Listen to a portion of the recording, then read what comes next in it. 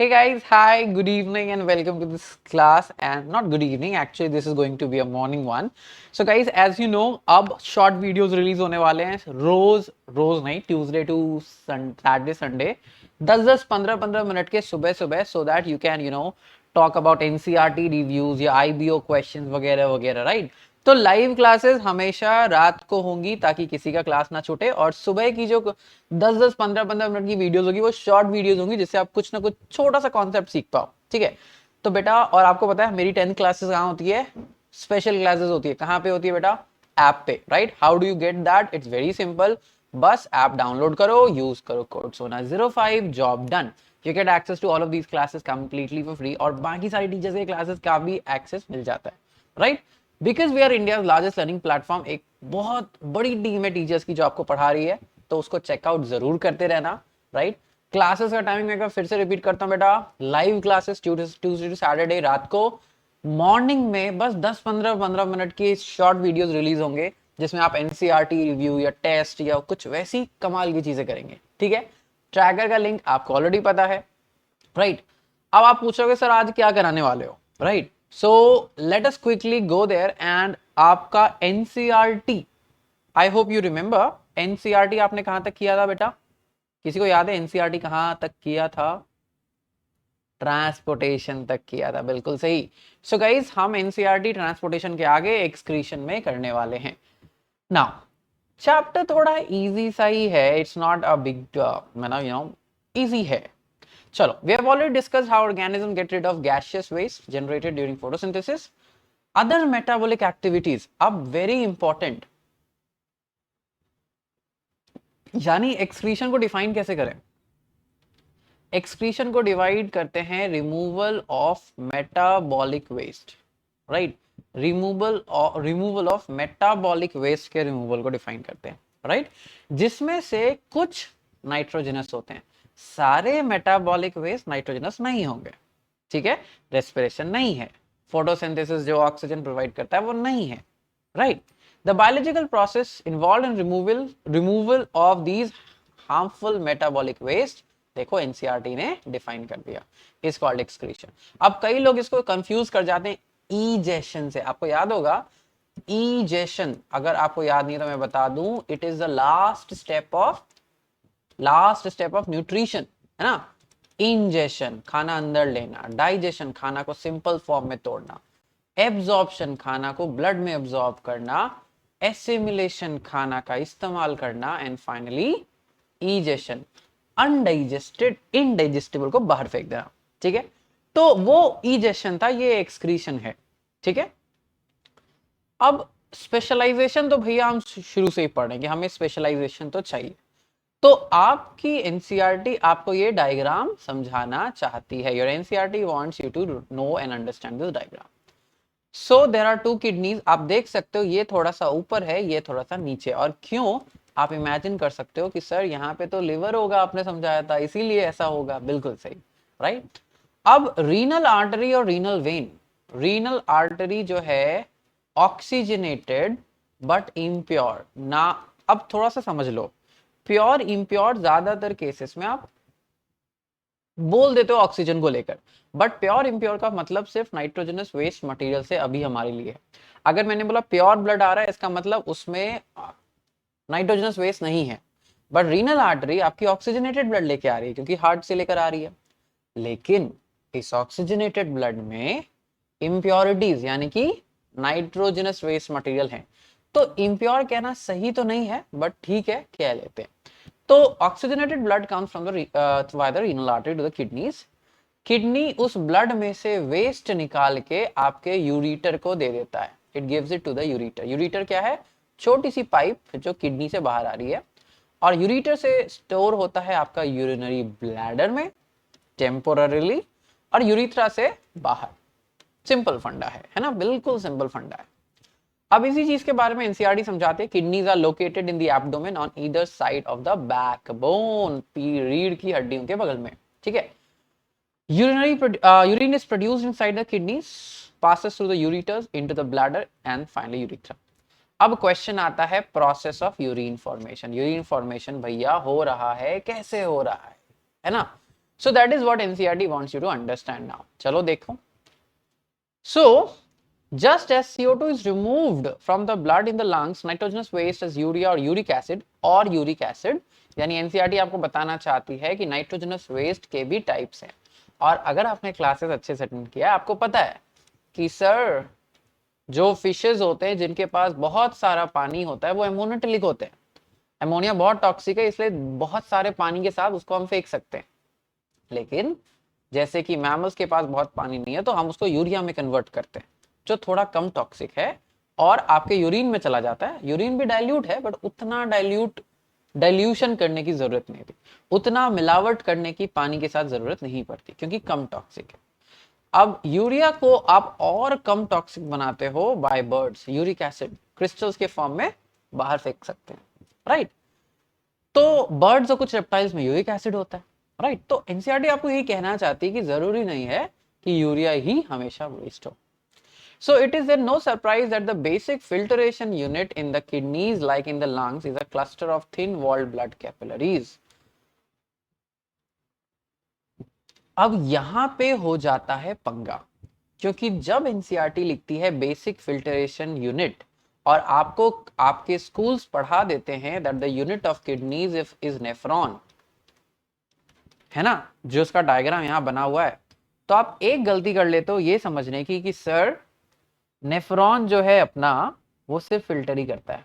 ऐसा है क्या? नहीं, बिल्कुल भी नहीं. ठीक है.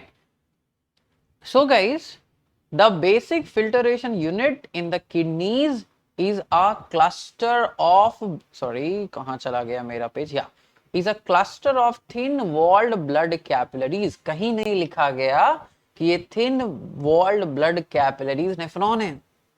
आगे एनसीईआरटी एक्सप्लेन करती है each capillary cluster in the kidney is associated with a cup shaped structure that collects the filtered urine. तो सिर्फ इतना पार्ट फिल्टरेशन कर रहा है आपके नेफ्रॉन का और उतना पार्ट को आप ग्लोमेरुलस और बोमन्स कैप्सूल कर रहे हो. तो ग्लोमेरुलस जो है बेटा क्या है, वो थिन वॉल्ड ब्लड कैपिलरीज हैं. और ये थिन वॉल्ड ब्लड कैपिलरीज क्या कर रही हैं, कौन सा जादू कर रही हैं? कुछ नहीं, बेसिक फिल्टरेशन कर रही हैं वाया डिफ्यूजन एंड प्रेशर का इस्तेमाल करके, बस. और ये जो फिल्टरेशन हो गया वो जमा किस में हो रहा है?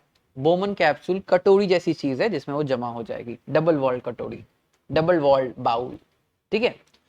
ईच किडनी, हर एक kidney has large number of these filtration unit. हर एक किडनी के पास ऐसे कई फिल्टरेशन यूनिट्स है, लैक्स में होते हैं.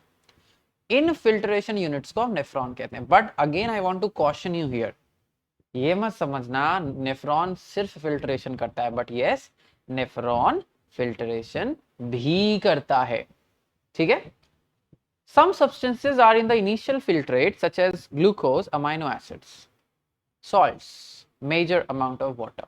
अब ये क्या कहना चाह रहा है कि फिल्टर में आप सॉल्ट, ग्लूकोज, आयंस इनको बचा तो नहीं ना सकते हो, इनको आपको रीअब्सॉर्ब करना पड़ेगा ही पड़ेगा. So they are selectively reabsorb. Selectively मतलब सिर्फ इसी को रीअब्सॉर्प्शन होगा. कभी काल इस रीअब्सॉर्प्शन में आपको कई सारा एटीपी बर्बाद करना पड़ता है. बर्बाद तो नहीं बोल सकते, बोलेंगे यूज करना पड़ता है. ठीक है. The amount of water reabsorbed depends on how much excess water there is in the body and how much dissolved waste there is to be excreted. So NCERT is basically telling you about osmoregulation. आप कितना पानी को reabsorb करोगे depend करता है कि आपके शरीर में ऑलरेडी कितना पानी है. गर्मियों में यू स्वेट अ लॉट, बहुत पसीने होते हैं, आपके शरीर का पानी का वॉल्यूम बहुत कम हो जाता है. तो जाहिर सी बात है आप उस समय ज्यादा पानी रीअब्सॉर्ब करेंगे. ठंड में उतने पसीने तो हो नहीं रहे, there is plenty of water in your body, उस समय आप पानी को ज्यादा रीअब्सॉर्ब नहीं करते हो. दिस मेंटेनेंस, ये जो मेंटेनेंस की बात की जा रही है, ये जो maintenance of concentration of water solutes की बात कर जा रही है, उसी को कहते हैं ऑस्मोरेगुलेशन. बस यही पंगा है. ठीक है. अब urine forming in each kidney eventually enters the tube that's called ureter, urinary bladder में स्टोरेज, राइट. और ये प्रेशर से leads to the urge. Around 500 से 800 ml आपका यूरिनरी ब्लैडर स्टोर कर सकता है, बट अराउंड 300 तक प्रेशर के कारण आपको अर्ज आने लगती है कि अब यूरिनेशन के लिए जाना चाहिए। अब last but important, artificial kidney. क्या है आर्टिफिशियल किडनी? तो बेटा सिंपल है कि किडनीज जो है कभी कल काम करना बंद कर देती है बिकॉज हमने उसका काफी ध्यान नहीं दिया, right? So we need to do something about it. So artificial kidney और haemodialysis. Kidneys are vital organs. कुछ फैक्टर्स जैसे कि infection, injury, right, restricted blood flow, किसी कारण ब्लड फ्लो रुक गया किडनीज के पास, किडनी के सेल्स नेफ्रॉन्स मरने लगे। Nephrons are not cells, nephrons are structures formed of cells, ठीक है। This leads to the accumulation of poisonous waste. Poisonous waste accumulate होता है जिससे डेथ भी हो सकता है। तो अगर ऐसा हुआ तो आप artificial kidneys is a device to remove this. Artificial kidney में क्या होता है भाई? सेमी परमिएबल मेम्ब्रेन की लाइनिंग, है ना, सेमी परमिएबल मेम्ब्रेन की लाइनिंग का ट्यूब होता है, number of tubes with a semi permeable lining. देखो ये है ट्यूब्स, लाल लाल, रेड रेड, है ना। और जो येलो येलो आपको दिख रहा है बेटा वो डायलाइजिंग सॉल्यूशन है। डायलाइजिंग सॉल्यूशन आपके एनसीईआरटी से the fluid has the same osmotic pressure, यानी same concentration of substances as that of blood. हम नहीं चाहते कि ब्लड से ग्लूकोज फ्लो होकर यहाँ आ जाए। Same concentration of everything except urea and uric acid, ताकि ये वेस्ट जो है अपने हाई कंसेंट्रेशन से अपने लो कंसेंट्रेशन में आ जाए। During this passage, the waste products from the blood pass into dialysing fluid by diffusion. The purified blood is pumped back into the patient, just like your kidneys. There is no reabsorption involved. आप reabsorption नहीं कर सकते और करने की जरूरत भी नहीं पड़ती। क्यों? क्योंकि आपका डायलाइजिंग फ्लूइड और आपके ब्लड के बीच में हम सिर्फ यूरिया का मतभेद रखते हैं। द ओनली डिफरेंस, सिर्फ एक ही मात्र डिफरेंस है, वो है यूरिया, ठीक है। However, the volume actually excreted is only a liter or 2 daily.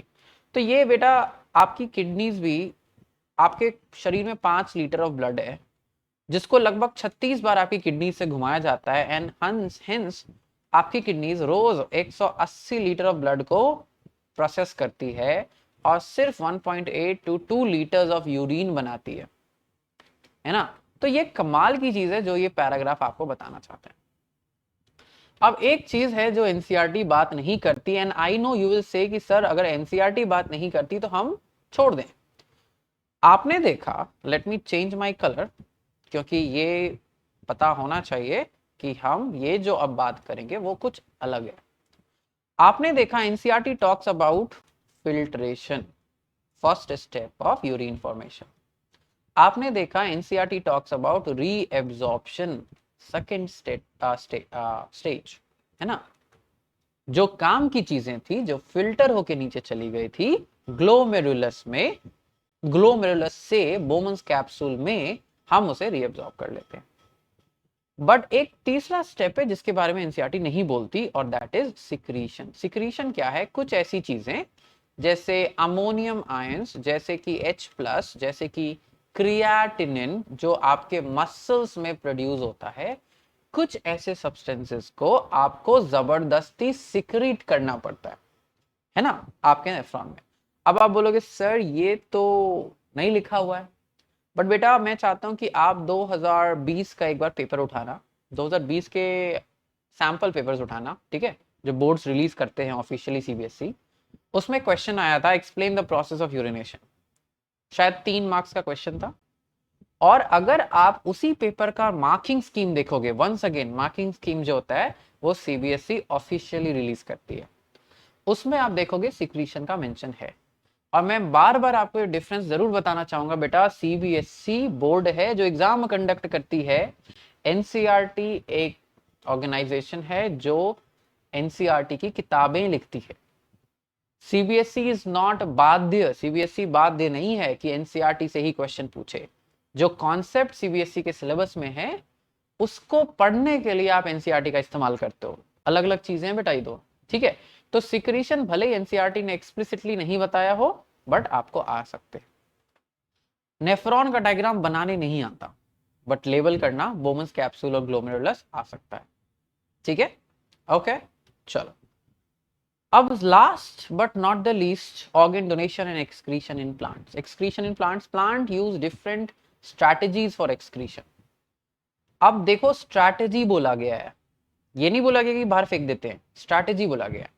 Oxygen can be thought as a waste product during photosynthesis. देखो वेस्ट प्रोडक्ट किसी भी एक रिएक्शन का वो होता है जो आप चाहते नहीं थे, you did not want it, you did not required it. तो अगर आप फोटोसिंथेसिस देखो, CO2 plus H2O gives you starch C6H12O6 N plus oxygen।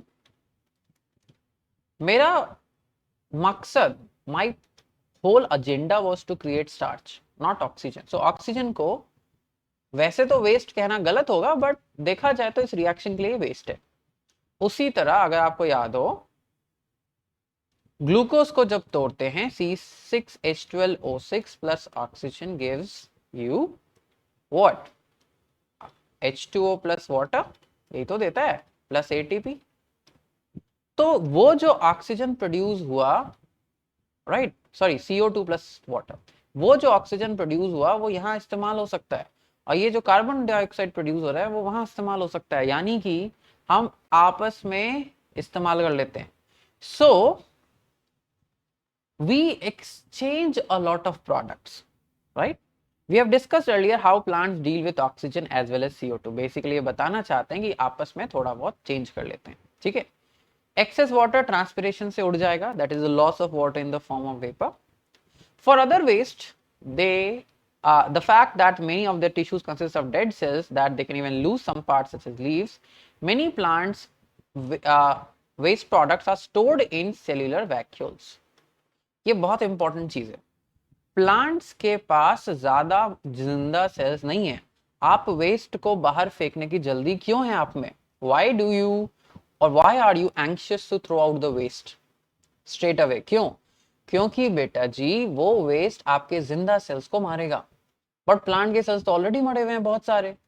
तो प्लांट्स क्या करता है, थोड़ा बहुत वेस्ट अपने वैक्यूल्स में स्टोर करने से मना नहीं करता, और जब ये वेस्ट हद से ज्यादा हो जाए तो लीव्स को ही गिरा देता है। लीव्स में स्टोर किया, गिरा दिया। अब इसका एक फायदा भी होता है, लीफ में स्टोर करने के कारण उनके लीव्स कड़वे हो जाते हैं कभी काल, bitter, sometimes even toxic to herbivores. तो हर्बीवोर्स इन पत्तों को खाना पसंद नहीं करोगे। तो देखते हो क्या क्या कमाल का जुगाड़ है ये, है ना। Now other waste products are stored such as resins, gums, ये ओल्ड जाइलम में स्टोर कर लेते हैं, राइट। कुछ सब्सटेंसेस हम सॉइल में भी सिक्रीट कर देते हैं जो मेरे आसपास है, right. So this is once again how plants take care of it. अब हमने इतने ऑर्गन्स के बारे में पढ़ा, किडनीज, लंग्स, हार्ट, इतने सारों के बारे में पढ़ा, और कई बार हमने देखा है अपनी मूवीज में, किताबों में, लंग कैंसर हो गया, किडनीज फेल हो गए, हार्ट ट्रांसप्लांट करने का जरूरत पड़ गया। तो कई बार जब हमारे ऑर्गन्स काम नहीं करते हैं तब we depend on a generous act, जिसमें हम किसी और से, परहैप्स रिलेटिव और friend, right, they donate us the organ which has to be done by the consent. आप ऐसा नहीं किसी को पकड़ के निकालते हैं, है ना, पकड़ के नहीं निकालते, उनके कॉन्सेंट से, उनकी मर्जी से। और मर्जी कब होती है, मोस्टली जब वो लगभग, देखो किडनीज तो आप एक किडनी पे भी जिंदा रह सकते हो, so it's a common practice to donate kidneys even when you are living. But heart जैसे ऑर्गन्स तब डोनेट होते हैं when the organ, the person, जो पर्सन है वो टर्मिनली इल है, मतलब ही इज ब्रेन डेड और समथिंग, ठीक है। Now transplantation is the process. Transplantation वो प्रोसेस है जब हम एक इंसान का ऑर्गन निकालकर किसी दूसरे इंसान में बैठाने की कोशिश करते हैं। Transplantation is required because recipients organ has been damaged और हैज फेल्ड। सर्जिकली रिमूव करते हैं और दूसरे में ट्रांसप्लांट कर देते हैं। क्या क्या चीजों को ट्रांसप्लांट करते हो आप, cornea, kidney, heart, liver, pancreas, lungs, intestines, bone marrow. Very very important, ये आपको MCQ में पूछ लेंगे। अब आप बोलोगे सर बोन मैरो के बारे में तो पढ़ा ही नहीं है, बट बेटा बोन्स के अंदर में होता है और इट इज ट्रांसप्लांटेड, ठीक है। Some organs can be kidney, part of liver, etc. can be donated while the donor is still alive। ये समझाने की बात करें, कुछ organs जो हमारे पास ज्यादा हैं वो हम डोनेट कर सकते हैं even when the person is still alive, ठीक है। So guys, आप देख रहे हो कि this book tries to teach you a lot of concepts। ये NCERT का पूरा रिव्यू है, एंड आई नो आप बोलोगे सर इतने एक्सरसाइजेज हैं, इतने क्वेश्चंस हैं, ये कब कराओगे, तो डोंट वरी, इसके लिए भी वीडियोस आएंगे। एंड अगर आपको इन वीडियोस से जरा सा भी हेल्प मिलता है तो बेटा don't forget to like and share the videos with all of your friends, ताकि सभी लोग बढ़ेंगे, साथ पढ़ेगा इंडिया तो बढ़ेगा India, right? Let's crack it attitude होना चाहिए हमारे अंदर, and let's help our friends as well. So guys, that is why I ask you to join my special classes which is completely free. बस Unacademy का app download करो, use करो सोना 05. All the lectures are freely available to you, जो special classes में होते हैं सारे टीचर्स के. वहां पे पोल्स होता है, लीडर बोर्ड होता है एंड एवरीथिंग. एक बार आपने स्पेशल क्लासेस का फायदा देख लिया, then you can perhaps join a course. कैसे ज्वाइन करें कोर्स? आपको एक सब्सक्रिप्शन लेना पड़ता है जिसको कहते हैं प्लस. प्लस में you get classes by India top educators, doubt clearing sessions होते हैं, आपके चॉइस ऑफ लैंग्वेज में आप पढ़ते हो, स्टडी मटेरियल प्रोवाइड किया जाता है, रिकॉर्डिंग्स आपके पास अवेलेबल होती है ना. अब कैसे खरीदें? पहले तो अपना कैटेगरी चूज करो, आईआईटी जेई नीट फाउंडेशन, क्योंकि आपको एनटीएससी जैसे लेवल की एग्जाम की तैयारी करनी पड़ती है. फिर कोशिश करना लंबे ड्यूरेशन को चूज करो. लंबे ड्यूरेशन में पर मंथ प्राइस देख रहे हो 800 रुपए पर मंथ. इसके ऊपर अगर कोर्स लेते समय आपने सोना 05 दोबारा से इस्तेमाल कर लिया, 10% एक्स्ट्रा छूट और मिल जाता है. अब देखो 722 रुपए पर महीना उनको बेनिफिशियल है बेटा. Iconic is for people who want something more. Personal mentor, live doubt solving classes, weekly reports, parent connect session, study planning, a lot of more features come on your sleeves. Plus के अलावा वो सारे features आ जाते हैं. ठीक है. So guys, these are the prices, and again यहाँ भी Sona 05 is applicable for, it gets you around 2663 per month only, 12 महीने का सब्सक्रिप्शन. अभी 16 अगस्त को एक कोर्स लॉन्च हुआ था टॉपर बैच, उसको भी चेकआउट जरूर करो, जो आपके टर्म 1 के लिए. ठीक है. और अभी क्या कमाल के ऑफर्स है ना, कि अगर आप सीबीएसई का सब्सक्रिप्शन लेते हो 1 साल या 2 साल का, 9th 10th या 10th, उतने ही समय के लिए, कॉरेस्पॉन्डिंग टाइम के लिए आपको आईआईटी जेई फाउंडेशन का सब्सक्रिप्शन भी मिल जाता है. सिर्फ पहले 500 बच्चों के लिए अमेजिंग ऑफर है. तो बेटा इस ऑफर का इस्तेमाल जरूर कीजिए, क्योंकि आपको बहुत सारे फीचर्स मिल जाते हैं. जैसे आस्क अ डाउट है, जिसमें आपके डाउट का पिक्चर खींच के भेजो, इंग्लिश हिंदी वीडियो सोल्यूशन मिल जाते हैं, राइट? अब बेटा कोशिश करना कि एक बार में एक ही क्वेश्चन भेजो, पूरा पेपर एक बार में छाप के मत भेजना, that doesn't help us, right? चलो. Bugs Bounty is what that if you spot any inappropriate content, you can obviously tell us and we will take care of it. ठीक है. तो बेटा आज के लिए इतना ही, and I will see you people रात को 8 बजे with another special amazing class, right? तब तक Unacademy ऐप डाउनलोड करो, बहुत सारे मजेदार स्पेशल क्लासेस को अटेंड करो and keep on growing, right? इस वीडियो को लाइक, शेयर, सब्सक्राइब जरूर करना, and I will see you people very soon. Thank you so much guys. Have a great day. Do remember to press the bell icon because that is what gets you all the notifications. ठीक है. Bye bye. Take care.